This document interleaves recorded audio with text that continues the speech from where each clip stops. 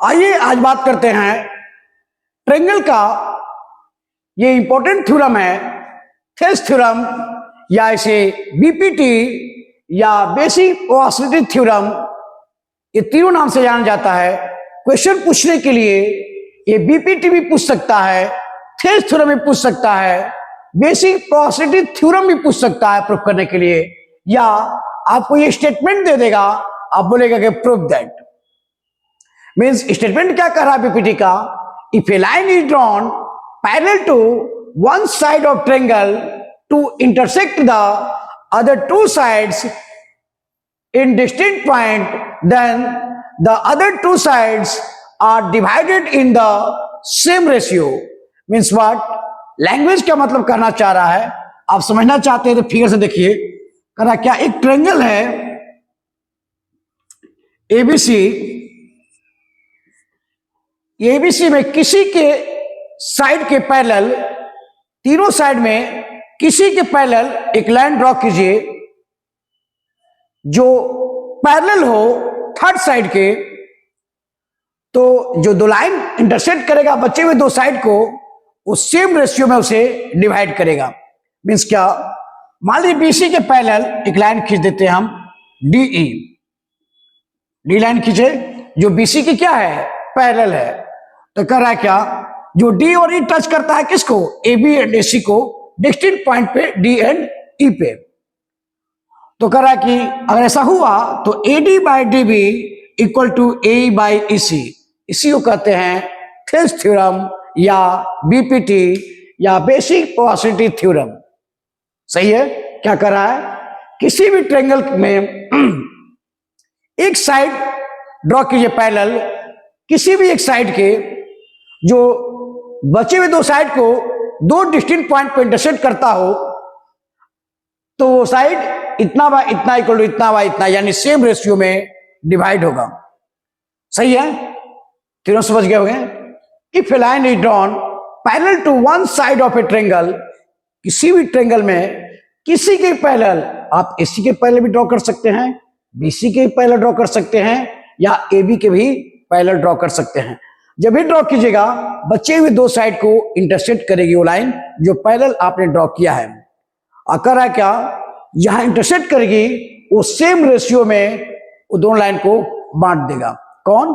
जिन्हें, जो आप लाइन ड्रॉ किए हैं थर्ड साइड के पैरेलल, बचे हुए दो साइड को दो इक्वल रेशियो में डिवाइड कर देगा। सही है, ये है बीपीटी।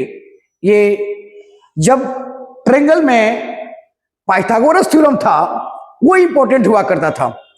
जब से पाइथागोरस थ्योरम यानी कोविड-19 के बाद जब उसे हटाया गया है, तब से ये ट्रायंगल का सबसे इंपॉर्टेंट थ्योरम बीपीटी हो गया है, यानी थेल्स थ्योरम हो गया है, जो बोर्ड एग्जाम में आना ही आना है, इसमें कोई इफ बट नहीं है। थ्योरम पूछने के लिए और उसके पास है ही नहीं, या तो ट्रायंगल से पूछेगा नहीं तो सर्कल से पूछेगा। दो ही पॉइंट है। ट्रायंगल में पहले आता था Thales theorem, sorry Pythagoras theorem, जो अब नहीं आता है, उस सिलेबस से हटा दिया गया है, इसलिए इंपॉर्टेंट हो गया है। कौन? ये Thales theorem means BPT. Pythagoras theorem अलग केस था, थेल्स थ्योरम अलग केस है। तो पाइथागोरस थ्योरम अब नहीं आ रहा है बोर्ड एग्जाम में, अब बीपीटी आ रहा है 2022 से। तो बीपीटी के बारे में बात करें तो ये थ्योरम समझ में आ गया होगा। स्टेटमेंट के अकॉर्डिंग बात किया जाए तो ये घटना होती है, ये फिगर निकलता है, और यहां प्रूव करना है AD by D B equal to A by E C. सही है। तो पहले बात करते हैं कि किसी भी थ्योरम को प्रूफ करने के लिए 4 स्टेप होता है। Given, then after to proof, then after construction और फाइनल प्रूफ। तो पहले लिखते हैं हम लोग क्या, गिवन। क्या लिखते हैं? गिवन क्या है? ABC is a triangle in which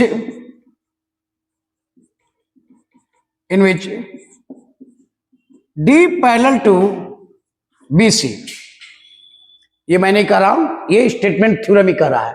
क्या? If a line is drawn parallel to one side of a triangle to intersect the other two sides distinct point, यानी कह दिया था क्या कि लाइन इज ड्रॉन पैरेलल, तो पैरेलल कर दिया, D parallel to BC.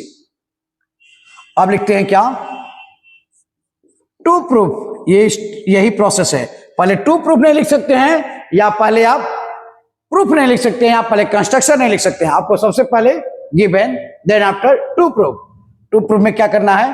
Proof करना हमको AD by DB equal to A by EC, ये हम लोग को प्रूफ करना फिगर में। अब क्या करते हैं? कंस्ट्रक्शन। कंस्ट्रक्शन लिखते हैं क्या? Join D to C and B to E, B to E, कोई डाउट नहीं। और क्या करते हैं? ईएम परपेंडिकुलर टू डाल देते हैं किस पे? ए बी पे, और डीएल डाल देते हैं परपेंडिकुलर टू एसी पे। ए भी परपेंडिकुलर है, इस बात को भी लिखेंगे। क्या किए हैं? ज्वाइन किए हैं किसको? सी से डी और बी से ई, कोई डाउट नहीं इसमें। और क्या लिखेंगे? क्या किए हैं इस पे हम लोग? इसका नाम रख देते हैं एम, ये एल है और ये एम है, एम। तो क्या लिखे हैं? ड्रॉ क्या? EM perpendicular to A B and DL perpendicular to AC. Construction में क्या किए हैं? बी टू ई मिला दिए, सी टू डी ज्वाइन कर दिए, और ड्रॉ किए DL perpendicular to AC and EM perpendicular to A B. अब आते हैं किसमें? प्रूफ में। अब आते हैं प्रूफ में। डिवाइड करते हैं बोर्ड को, कंफ्यूजन ना रहेगा। प्रूफ में क्या करते हैं? पहले स्टेप लिखते हैं क्या? Area of triangle ADE, ADE equal to 1/2 base into height. Base क्या है? AD, और हाइट क्या है? EM। बेस क्या है? AD, और हाइट क्या है? EM। किस लॉजिक से लिखे? एरिया ऑफ ट्रायंगल क्या है? हम लिख सकते हैं hence area equal to 1/2 base into height, लिख सकते हैं। किस लॉजिक से लिखे? एरिया ऑफ ट्रायंगल लिख सकते थे, area of triangle 1/2 base into height, इस लॉजिक से लिखे। अब देखिए and area of triangle DEB, area of triangle DEB, area of, लिखते हैं क्या? Area of triangle DEB। DEB में हाइट को लेते हैं उसी को, किसको? EM को। इसको भी लेते हैं DEB में, DEB में हाइट को लेते हैं क्या? EM को ही। तो इसका एरिया क्या हो जाएगा? 1/2 बेस क्या होगा? DB, और हाइट क्या हो जाएगा? EM। ये इक्वेशन 1 था, ये इक्वेशन 2 है। अब क्या कर देते हैं? Divide equation 1 by equation 2। ऐसा करते हैं तो क्या मिलेगा मेरे पास? मिलेगा क्या? Area of triangle ADE by area of triangle DEB equal to 1/2 AD into EM by 1/2 DB into EM। सही है, दिखाई दे रहा होगा, कोई डाउट नहीं इसमें। अब देखिए EM कैंसिल, 1/2 कैंसिल, ये क्या आ गया, ये आ गया AD by DB, AD by DB। इसको मान लेते हैं इक्वेशन 3, कोई डाउट नहीं। अब चलते हैं किसमें, नाउ इन ट्रायंगल, अब लिखते now area of triangle AED, AED, इसमें क्या था, ADE और AED बोथ आर सेम है, यहां भी क्या हो जाएगा 1/2। अब बेस क्या हो गया AE और हाइट क्या हो गया DL, इसको मान लेते इक्वेशन नंबर 4। एंड चलते हैं DEC में, एरिया ऑफ ट्रायंगल DEC, इसमें क्या होगा 1/2 डी, इसमें हाइट DL को ही मानते हैं 1/2, बेस क्या हो जाएगा EC और हाइट क्या DL, इक्वेशन नंबर 5। जैसे यहां लिखे थे सिमिलरली उसी तरह यहां लिख सकते हैं, डिवाइड इक्वेशन 4 बाई इक्वेशन 5। 4 को 5 से डिवाइड कर देते हैं, तब मुझे क्या मिलेगा, area triangle AED by area of triangle DEC equal to 1/2 AE into DL by 1/2 EC into DL। DL cancel, 1/2 cancel, ये क्या आया मेरे पास AE बाई EC, इसको मान लेते इक्वेशन 6। देखिए इक्वेशन 3 में क्या आया AD बाई DB और इक्वेशन 6 में आया AE बाई EC। यानी अगर हम प्रूफ में जाएं देखें तो AD by DB AE by EC, यानी 3 में और 6 में सेम आ रहा है। लेकिन मैटर खड़ा क्या है, यहां area of triangle ADE by DEB, यहां ट्रायंगल AED बाई DEC। तो ध्यान से देखेंगे ADE और AD बोथ आर इक्वल यानी सेम है।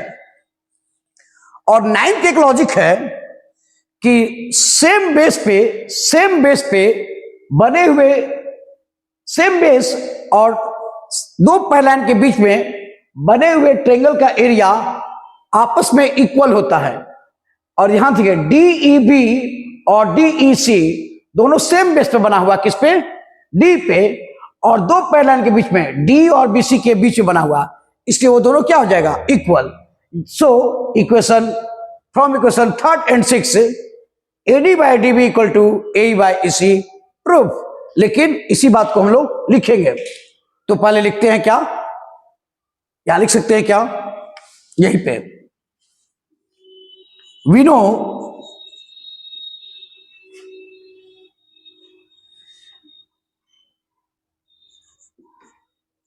Area of triangle DEB and area of triangle DEC on the same base, या being on the same base लिख सकते हैं, being on the same base language है, being on the same base, कौन base है DE, and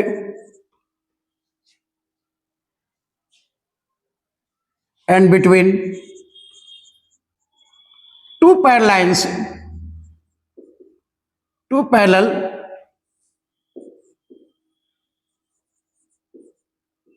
line, कौन कौन, DE and BC,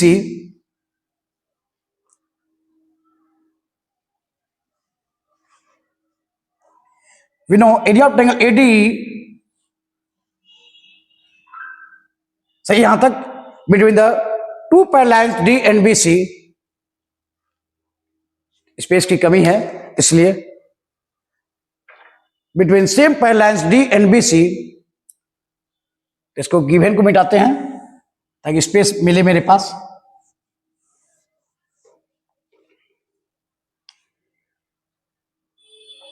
same parallel lines D and BC, so area of triangle DEB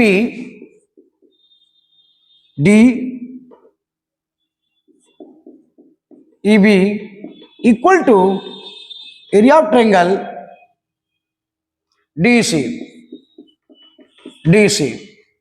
ये दोनों इक्वल, एंड पहले से जानते हैं ADE, area of triangle ADE और उसका क्या AED, area of triangle AED, ये क्या था, ये यहां AED इक्वल है भी, क्यों, ADE और AED का है बात सेम है। सो क्या, from equation third and six, क्या हो जाएगा, क्या लिख सकते हैं, AD by DB equal to AE by EC, यही रिलेशन क्या करना था, हेंस प्रूव्ड। या आप यहां ऐसे भी छोड़ सकते हैं, कोई दिक्कत नहीं है, ये है BPT। बस यहां स्टेटमेंट लिखना है क्या, we know area of triangle DBE equal and DEC being on the same base DE and between two parallel lines D and BC. So area of triangle DEB equal to area of triangle DEC and area of triangle ADE equal to AED. ये कैसे हुआ, ये दोनों से भी बातें हैं figure में। So from equation 3 and 6 AD by DB equal to AE by EC। फिर भी कोई डाउट हो तो बोलिएगा। अब नेक्स्ट क्वेश्चन में या नेक्स्ट वीडियो में इसी बेस पे हम लोग क्वेश्चन सॉल्व करेंगे। ये था थेल्स थ्योरम यानी बीपीटी। ये बोर्ड एग्जाम में इंपॉर्टेंट क्वेश्चन है। यूपीएससी 2015, 18, 19, 20, 22, 23 मेनी टाइम्स रिपीट कर चुका है। चलिए देखते हैं नेक्स्ट वीडियो में।